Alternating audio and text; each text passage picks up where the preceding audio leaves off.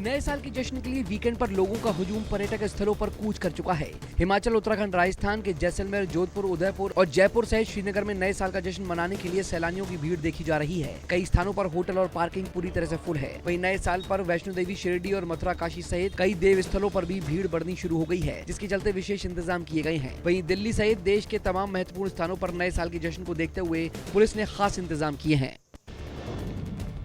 नागरिक उड्डयन मंत्रालय ने कोरोना को लेकर यात्रियों के लिए संशोधित कोविड दिशा निर्देश जारी किए हैं। ये दिशा निर्देश चीन और थाईलैंड सहित 6 देशों के यात्रियों के लिए RT-PCR नेगेटिव रिपोर्ट को लेकर है। मंत्रालय ने कहा है कि एयरलाइंस को निर्देशित किया जाता है कि वो अपने चेक इन कार्य क्षमता में बदलाव करें और केवल 6 देशों से यात्रा करने वाले अंतर्राष्ट्रीय यात्रियों को बोर्डिंग पास जारी करें, जिन्होंने एयर सुविधा पोर्टल पर स्व घोषणा फॉर्म जमा किया है।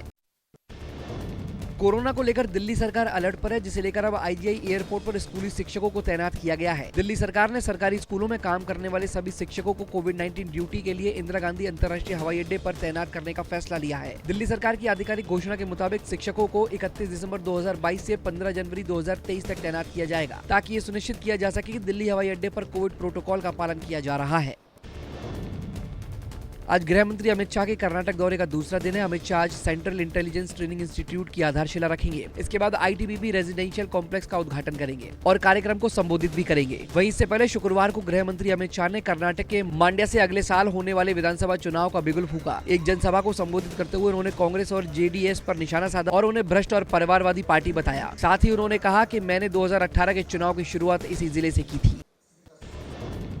गुलाम नबी आजाद ने कांग्रेस पार्टी में शामिल होने की खबरों पर हैरानी जताते हुए इसे निराधार बताया। उन्होंने ट्वीट किया, कांग्रेस पार्टी में मेरे फिर से शामिल होने के बारे में मीडिया द्वारा की गई कहानी को देखकर मैं स्तब्ध हूँ। दुर्भाग्य से इस तरह की कहानियां कांग्रेस पार्टी के नेताओं के एक धड़े द्वारा अभी भी जारी की जा रही है। मैं और मेरे नेताओं और समर्थकों को मनोबल गिराने के लिए ऐसा कर रहे हैं। साथ ही कहा कि कांग्रेस पार्टी और उसके नेतृत्व के प्रति मेरे मन में कोई दुर्भावना नहीं है। दिल्ली MCD का चुनाव जीतने के बाद अब आम आदमी पार्टी आज से नया अभियान शुरू करने जा रही है। इस अभियान का नाम बीजेपी के 15 साल वर्सेस आप के 3 सप्ताह दिया गया है। आप नेता दुर्गेश पाठक ने बताया कि पिछले 20 दिनों में आप पार्षदों द्वारा किए गए कार्यों के बारे में जानकारी देने के लिए आज बीजेपी के 15 साल बनाम आप के 3 सप्ताह अभियान की शुरुआत होगी। साथ ही उन्होंने बताया कि पिछले 20 दिनों में अपने पार्षदों द्वारा किए गए कार्यों का एक रिपोर्ट कार्ड भी साझा किया जाएगा। तुनिशा शर्मा को खुदकुशी के लिए उकसाने के आरोप में गिरफ्तार शीजान की पुलिस हिरासत आज खत्म हो रही है। इसे लेकर शुक्रवार को पुलिस ने शीजान को अदालत में पेश कर रिमांड बढ़ाने की मांग की थी, जिसके बाद कोर्ट ने 1 दिन की कस्टडी और बढ़ा दी है। हालांकि पुलिस ने कोर्ट में 2 दिन की पुलिस कस्टडी की मांग की थी। तुनिशा शर्मा सुसाइड केस में पुलिस की जाँच जारी है। इस मामले में पुलिस शीजान खान को कस्टडी में लेकर पूछताछ कर रही है। वहीं शुक्रवार को पुलिस ने तुनिशा की करीबी दोस्त कंवर ढिल्लन से करीब 3 घंटे तक पूछताछ की और उनका बयान दर्ज किया। क्रिकेटर ऋषभ पंत के साथ शुक्रवार को सुबह भयानक सड़क हादसा हो गया। वो दिल्ली से रुड़की जा रहे थे। समय रहते ऋषभ पंत कार से बाहर निकल आए। फिलहाल वो देहरादून के मैक्स हॉस्पिटल में ICU में एडमिट है। उनकी मां भी वहीं है। अस्पताल में ही हरिद्वार पुलिस ने पंत की मां को दुर्घटना स्थल से मिला उनका सामान सौंप दिया है। वहीं उनका हेल्थ बुलेटिन भी जारी किया गया, जिसमें बताया गया कि पंत की ब्रेन और स्पाइन MRI की रिपोर्ट नॉर्मल आई है। उनके चेहरे की प्लास्टिक सर्जरी हुई है। दर्द और सूजन के कारण घुटने और टखने का MRI टाल दिया गया है। ये दोनों जाँच आज होंगी। बेटा में मनेर के महावीर टोला में गंगा सोना नदी में एक बार फिर से नाव डूबने का मामला सामने आया है, जिसमें 7 लोग लापता हैं, जिनकी तलाश जारी है। बताया जा रहा है कि नाव पर 14 लोग सवार थे। ज्यादातर लोग गंगा दियारा में चारा और खाना बनाने के लिए जा रहे थे। तभी नाव पलट गई, जिसमें 7 लोग किसी तरह से बाहर निकल आए और बाकी के 7 डूब गए। तलाशी अभियान में NDRF और SDRF की टीम शामिल है। फिलहाल कोहरे और अंधेरे की वजह से तलाशी अभियान को रोक दिया गया है। आज सुबह फिर से तलाशी अभियान शुरू किया जाएगा। दिल्ली NCR में आज से कड़ाके की ठंड पड़ने वाली है, यह अनुमान जताया है मौसम विभाग ने। पश्चिमी विक्षोभ के एक्टिव होने की स्थिति में एक बार फिर से आज से दिल्ली NCR में कड़ाके की ठंड पड़ने वाली है, जिसको लेकर पहले से ही अलर्ट जारी किया हुआ है। IMD के मुताबिक आज उत्तर भारत में जमकर कड़ाके की ठंड पड़ेगी और लोगों को भीषण शीतलहर का सामना करना पड़ेगा। दिल्ली, पंजाब, हरियाणा में मौसम विभाग ने 5 दिन तक घने कोहरे का अलर्ट जारी किया है। वेस्टर्न डिस्टर्बेंस के एक्टिव होने की वजह से पहाड़ों पर भारी बर्फबारी और बारिश होगी, तो वहीं मैदानों में भी बारिश होने की आशंका है। दिल्ली NCR की हवा फिर से खराब होने लगी है, जिस वजह से ग्रेड 3 लागू हो गया है। वायु प्रदूषण बढ़ता देख केंद्र सरकार ने वायु गुणवत्ता आयोग ग्रेड के 3रे चरण के तहत प्रतिबंधों को लागू करने का निर्देश दिया है। अधिकारियों ने बताया कि इसके तहत गैर जरूरी निर्माण और विध्वंस कार्यों पर प्रतिबंध लग जाएगा। दरअसल दिल्ली का 24 घंटे का औसत AQI शुक्रवार को 399 पर रहा, जो गंभीर श्रेणी से सिर्फ 2 पायदान नीचे है। इसके नए साल तक बरकरार रहने की भी संभावना है। नए साल के जश्न को लेकर दिल्ली पुलिस ने ट्रैफिक एडवाइजरी जारी की है। एडवाइजरी के मुताबिक दिल्ली पुलिस आज रात नए साल के जश्न के दौरान सुरक्षा सुनिश्चित करने के लिए राष्ट्रीय राजधानी में जिला और ट्रैफिक यूनिटों के 18,000 से अधिक कर्मियों को तैनात करेगी। कनॉट प्लेस में रात 8 बजे से ट्रैफिक प्रतिबंध लागू रहेगा। आज शराब पीकर गाड़ी चलाने वालों का चालान काटने के लिए एल्कोमीटर का इस्तेमाल किया जाएगा। एडवाइजरी के मुताबिक दिल्ली में 45 जगहों पर न्यू ईयर का जश्न होगा। इन जगहों पर रास्ते बंद रहेंगे। वहीं दिल्ली मेट्रो ने भी एक एडवाइजरी जारी की है। आज राजीव चौक मेट्रो स्टेशन से रात 9 बजे के बाद यात्रियों को बाहर नहीं निकलने दिया जाएगा। दिल्ली मेट्रो रेल निगम ने एक बयान में कहा, दिल्ली पुलिस की सलाह के मुताबिक नए साल की पूर्व संध्या यानी आज भीड़ भाड़ कम करने के लिए रात 9 बजे के बाद राजीव चौक मेट्रो स्टेशन से यात्रियों को बाहर निकलने की अनुमति नहीं दी जाएगी। हालांकि राजीव चौक मेट्रो स्टेशन से आखिरी ट्रेन के प्रस्थान तक यात्रियों को स्टेशन में प्रवेश की अनुमति होगी।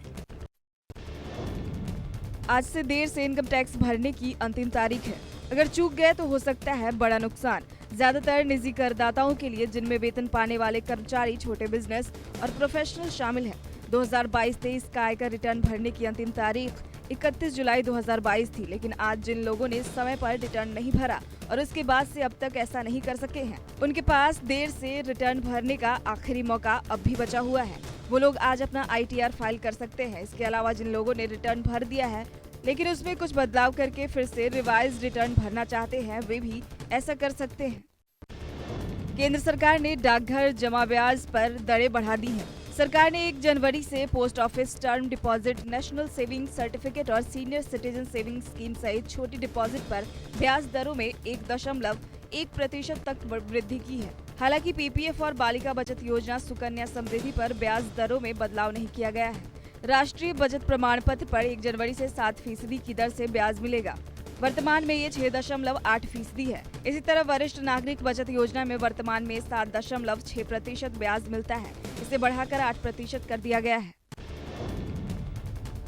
ये तस्वीरें मुंबई की है, जहां शिंदे गुट के पूर्व नगर सेवक और शिंदे समर्थकों ने बीजेपी के विभागीय सचिव पर जानलेवा हमला कर दिया। वहीं ये पूरी घटना पास में लगे CCTV कैमरे में कैद हो गई है। वहीं तस्वीरों में एक पुलिसकर्मी को भी देखा जा सकता है, जो बेबस सा खड़ा है। पीटने वाले शख्स का नाम प्रशांत जाधव है, जिसे सिविल अस्पताल में भर्ती कराया गया है। वहीं पुलिस मामले की जांच कर रही है। दिल्ली के प्रीत विहार इलाके से सनसनीखेज वारदात सामने आई है, जहां एनर्जी जिम संचालक की गोली मारकर हत्या कर दी गई। वहीं मृतक की पहचान महेंद्र अग्रवाल के रूप में हुई है। मोटरसाइकिल सवार नकाबपोश बदमाशों ने महेंद्र के ऑफिस में घुसकर इस वारदात को अंजाम दिया। साथ ही दोनों बदमाश CCTV कैमरे में कैद हो गए हैं। CCTV के आधार पर पुलिस पहचान में जुटी है। हालांकि पुलिस ने जांच में रंजिश की आशंका जता रही है। पंजाब के लुधियाना में मंडी बोर्ड के पूर्व चेयरमैन दर्शन लाल लड्डू के नूरवाला प्रॉपर्टी दफ्तर में पिस्टल के बल पर लूट के मामले में पुलिस ने 3 बदमाशों को गिरफ्तार कर लिया है।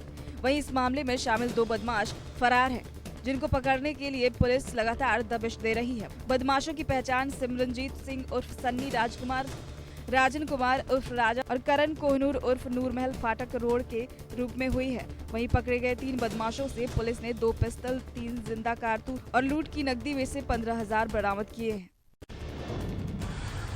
जम्मू कश्मीर में बदलते मौसम के बीच लैंडस्लाइड की खबर सामने आई है, जहां जम्मू श्रीनगर नेशनल हाईवे के रामबान जिले के सेरी के नजदीक लैंडस्लाइड हुआ, जिसके चलते हाईवे कुछ देर के लिए बंद करना पड़ा। वहीं लैंडस्लाइड होने से काफी देर तक ट्रैफिक जाम लगा रहा। साथ ही गाड़ियों की लंबी कतार लग गई, जिससे यात्रियों को दिक्कतों का सामना करना पड़ा। हालांकि युद्ध स्तर पर इस लैंडस्लाइड को हटाने का काम किया गया और बंद हाईवे को यात्रियों के लिए बहाल कर दिया गया है। दक्षिण कश्मीर के कुलगाम से दर्दनाक घटना सामने आई है, जहां एक इनोवा कार की गहरी खाई में गिरने से इलाके में हड़कंप मच गया। बता दें, जवाहर सुरंग के पास यह सड़क हादसा हुआ। वहीं इस दुर्घटना के तुरंत बाद सेना और CRPF ने समय पर मदद और बचाव का काम शुरू किया। सेना और CRPF ने मिलकर रेस्क्यू ऑपरेशन चलाया और कार में सवार 7 घायल यात्रियों को बचा लिया है। वहीं घायल यात्रियों को इलाज के लिए अस्पताल में भर्ती कराया गया है। जम्मू संभाग के प्रसिद्ध पर्यटक स्थल पटनी टॉप में बर्फबारी हुई है। वहीं बर्फबारी के बाद तापमान काफी नीचे आ गया है। साथ ही चारों तरफ बर्फ की चादर बिछ गई है।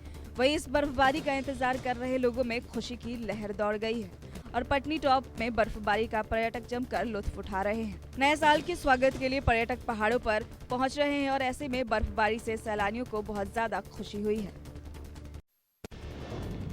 असम के मानस नेशनल पार्क में दूर दूर से लोग दुर्लभ वन जीव को देखने के लिए आते हैं। वहीं मानस नेशनल पार्क का एक वीडियो तेजी के साथ वायरल हो रहा है। वायरल वीडियो में एक गेंडा मानस नेशनल पार्क में पर्यटक वाहन का पीछा करता हुआ दिखाई दे रहा है।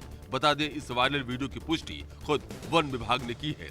मानस नेशनल पार्क के फॉरेस्ट रेंज ऑफिसर का कहना है कि कुछ दिन पहले की घटना है जिसमें एक गेंडा मानस नेशनल पार्क में पर्यटक वाहन का पीछा करता हुआ दिखा था। हालांकि इस घटना में किसी के हताहत होने की सूचना नहीं है। जम्मू कश्मीर में मौसम ने एक बार फिर गड़बड़ बदल ली है। जहां द्रास और लद्दाख में बर्फबारी हुई है, वहीं इस इलाके में बर्फबारी के चलते लोगों में खुशी की लहर दौड़ पड़ी है। वहीं बर्फबारी से पारा बहुत नीचे आ गया है। बता दें, जम्मू कश्मीर के पहाड़ी इलाकों में भारी बर्फबारी हो रही है। साथ ही नए साल के स्वागत के लिए लोगों का हुजूम पहाड़ों पर पहुंच रहा है। ऐसे में पर्यटकों के लिए ये बर्फबारी खुशियों में चार चांद लगा रही है। दिल्ली से सटे नोएडा के गार्डन गैलेरिया मॉल के रेस्टोरेंट में दो पक्षों के बीच मारपीट की घटना सामने आई है। वहीं इस घटना का वीडियो वायरल हो रहा है जिसमें कुछ लोग आपस में मारपीट करते हुए दिखाई दे रहे हैं। वहीं वायरल वीडियो के आधार पर पुलिस ने इस घटना की जांच शुरू कर दी है। हालांकि इस मामले में पुलिस के पास अभी तक शिकायत नहीं मिली है। फिलहाल वायरल वीडियो के आधार पर पुलिस इस मारपीट के मामले में रेस्टोरेंट मैनेजमेंट से बात कर रही है, लेकिन अभी तक कोई लिखित शिकायत प्राप्त नहीं हुई है। मुंबई में नए साल को देखते हुए पुलिस ने बोट वालों के लिए आदेश जारी किए हैं। बता दें, कल 1 जनवरी है, इसलिए सुरक्षा कारणों की वजह से गेटवे ऑफ इंडिया से आज 2 बजे के बाद कोई भी बोट नहीं चलेगी। वहीं जेट्टी नंबर 1 से जेट्टी नंबर 4 तक बोटों को चलने की इजाजत नहीं होगी। आपको बता दें, नए साल को देखते हुए मुंबई पुलिस ने एहतियातन ये फैसला लिया है। छत्तीसगढ़ के सारगढ़ जिले के टीमरलगा के पास एक दर्दनाक हादसा हो गया, जहां एक कार अनियंत्रित होकर पलट गई और सड़क किनारे खुली खदान में जा गिरी। वहीं इस हादसे में 4 लोगों की मौत हो गई। घटना की सूचना मिलने के बाद पुलिस और गोताखोरों की टीम मौके पर पहुंची। बता दें, कार में सवार 5 लोग खदान में भरे गहरे पानी में डूब गए। घटना के बाद कार सवार 15 साल की छात्रा ने किसी तरह तैरकर अपनी जान बचाई, जबकि 4 लोग नहीं निकल पाए। फिलहाल पुलिस ने चारों शवों को पोस्टमार्टम के लिए भेज दिया है। रूसी राष्ट्रपति पुतिन और शी जिनपिंग के बीच बातचीत हुई है। इस दौरान रूस ने ताइवान पर चीन के रुख का समर्थन किया। रूसी राष्ट्रपति व्लादिमीर पुतिन ने चीन की ताइवान पर पोजीशन को सार्वजनिक तौर पर समर्थन दिया और पश्चिमी देशों पर तनाव बढ़ाने के लिए उकसाने का आरोप लगाया। साथ ही उन्होंने कहा कि वो उम्मीद कर रहे हैं कि चीनी राष्ट्रपति शी जिनपिंग अगले साल की शुरुआत में राजकीय यात्रा पर रूस आ सकते हैं। हालांकि रूस ने इसकी तारीख के बारे में कुछ नहीं कहा। जिनपिंग रूस के आक्रमण की बात को लेकर सहज दिखे। चीन अभी तक आलोचना से दूर रहा है और शांति पर जोर दिया है। अमेरिका के पूर्व राष्ट्रपति डोनाल्ड ट्रंप के टैक्स रिटर्न सार्वजनिक किए जाएंगे। यहाँ सियासी हलकों में इसका बेसब्री से इंतजार किया जा रहा है।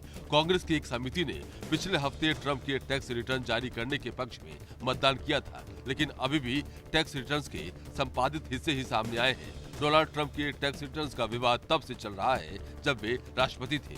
आरोप है कि ट्रंप ने अपने लंबे कारोबारी करियर के दौरान टैक्स की चोरी की है। हालांकि ट्रंप का ये कहना है कि उन्होंने अमेरिकी कानून में मौजूद खामियों का फायदा भर उठाया है।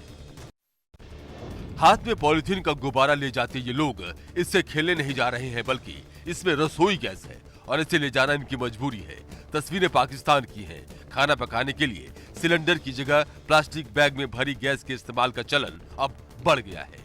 गैस पाइपलाइन नेटवर्क से जुड़ी दुकानों में थैलियों के अंदर गैस भरकर बेच दी जाती है। लोग छोटे इलेक्ट्रिक सक्शन पंप की मदद से इसका इस्तेमाल रसोई में करते हैं। पाकिस्तान में नेचुरल गैस के रिजर्व में कमी आ गई है। इस वजह से एडमिनिस्ट्रेशन ने इसकी सप्लाई घटा दी है। गैस की कमी से महंगाई भी बढ़ गई है और लोगों ने सिलेंडर खरीदना बंद कर दिया है।